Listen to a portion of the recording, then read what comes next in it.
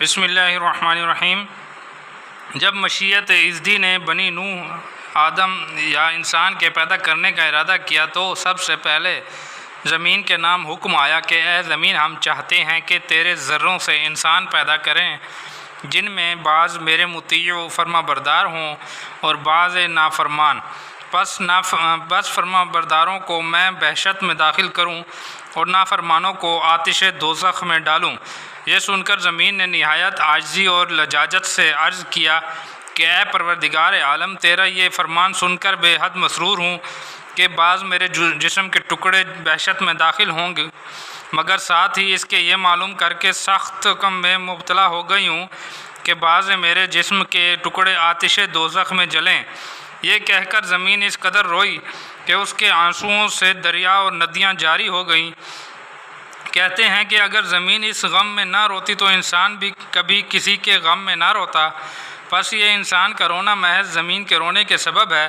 پھر اللہ تعالیٰ نے اپنے فرشتوں میں سے ایک مقرب فرشتے یعنی جبرائیل علیہ السلام کو خطاب فرمایا کہ اے جبرائیل علیہ السلام، ہمارا حکم بجا لاؤ، وہ یہ کہ زمین میں سے ایک مٹھی خاک کی اٹھا لاؤ کہ ہم اس زمین میں ایک صاحب حسن و جمال کا بیج بونا چاہتے ہیں۔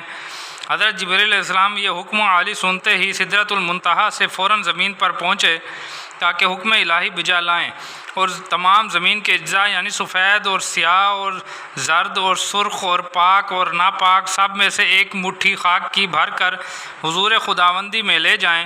چنانچہ جبرائیل امین علیہ السلام چاہتے تھے کہ زمین میں سے مٹھی بھریں کہ اتنے میں زمین نے زار و قطار رونا شروع کر دیا۔ جبرائیل علیہ السلام کو اس کے حال پر رحم آیا اور وہ بغیر مٹھی خاک کی بھرے واپس چلے گئے۔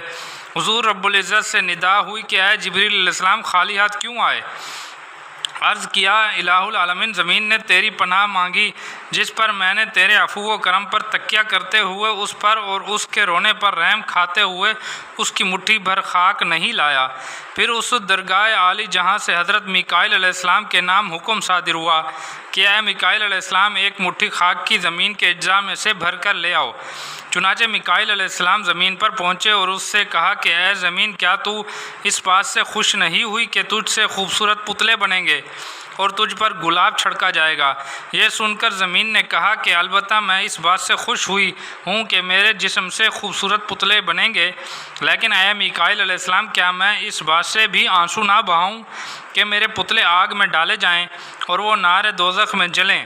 یہ کہہ کر زمین نے رونا شروع کر دیا اور خدا کا واسطہ دے کر انہیں بھی رخصت کر دیا۔ جب حضرت میکائیل علیہ السلام حضور خداوندی میں پہنچے تو ارشاد ہوا، میکائیل علیہ السلام، خالی ہاتھ کیوں آئے؟ عرض کیا، مولا، تو نے ایسی عاجزہ مسکینہ کے پاس بھیجا کہ جس کی مسکنت اور جس کے رونے پر مجھے ترس آ گیا اور میں بغیر مٹھی خاک کی لیے واپس آ گیا۔ پھر حضرت اسرافیل علیہ السلام کے نام حکم صادر ہوا۔ چنانچہ حضرت اسرافیل علیہ السلام زمین پر پہنچے، ان کو بھی زمین نے خدا کا واسطہ دیا اور بہت روئی جس سے ان کو بھی ترس آ گیا اور وہ بھی واپس چلے گئے۔ پھر حضرت جبرائیل علیہ السلام کو حکم ہوا پھر حضرت اسرائیل علیہ السلام کو حکم ہوا کہ اے اسرائیل علیہ السلام، ہمارے حکم کی تعمیل کرو۔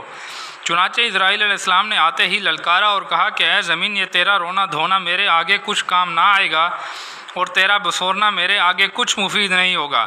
غلام کو حکم شہنشاہی بجا لانے میں ذرا تامل نہ ہونا چاہیے۔ جس کے جواب میں زمین نے کہا کہ اے اسرائیل، میں کیوں کر آنسو نہ بہاؤں کہ میرے اجزاء سے گنہگار پیدا ہوں گے، ساری شرمندگی کا داغ میری پیشانی پر رکھیں گے۔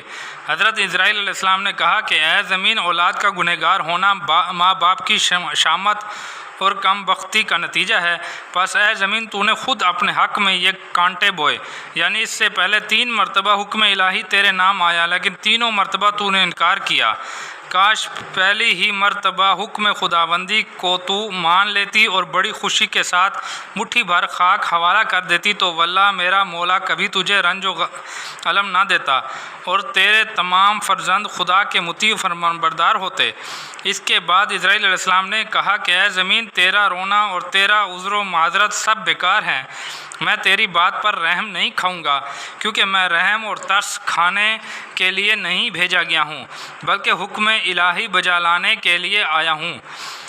یہ یاس و نا امیدی کہ فکرے سن کر ادھر تو زمین نے بے حد رونا شروع کیا، ادھر اسرائیل علیہ السلام نے بسم اللہ کہہ کر ایک خوفناک چنگل زمین پر مارا اور تمام اجزاء کی ایک پوری مٹھی بھر کر روانہ بھی ہو گئے۔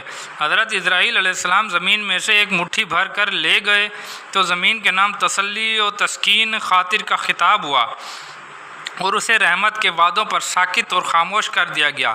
پھر حضرت اسرائیل علیہ السلام مٹھی خاک لے کر حضور رب العزت میں پہنچے، وہاں سے ارشاد عالی ہوا کہ اے اسرائیل، جب تم نے زمین سے مٹھی خاک کی بھری تو اس نے تمہیں ہر چند میرا واسطہ دیا اور فرمایا فریاد درازی کی مگر تم کو ذرا رحم نہ آیا۔ اسرائیل علیہ السلام نے عرض کیا خداوند، ایک طرف آپ کا حکم عالی تھا اور دوسری طرف آپ کا واسطہ دیا جا رہا تھا، بس میں نے حضور کا حکم بجا لانا مقدم اور ضروری سمجھا۔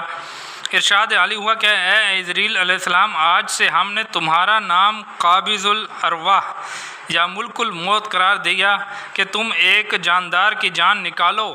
اتنا سنتے ہی اسرائیل علیہ السلام رونے لگے اور عرض کیا کہ اے الہ العالمین، اولاد آدم علیہ السلام میں نبی، ولی، اچھے برے سب قسم کے لوگ ہوں گے، ان میں موت سے زیادہ خوفناک شے کوئی نہیں ہوگی۔ بس تمام لوگ مجھے برائی سے یاد کریں گے اور مجھے سخت ظالم کہیں گے اور سب کے سب مجھے برا سمجھیں گے، نہیں بلکہ میرے دشمن ہو جائیں گے۔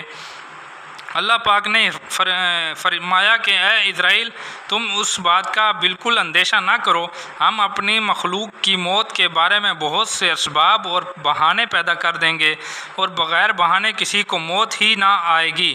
لوگ ہمیشہ سبب اور بہانے کا ذکر کریں گے، تمہارا کوئی نام بھی نہیں لے گا۔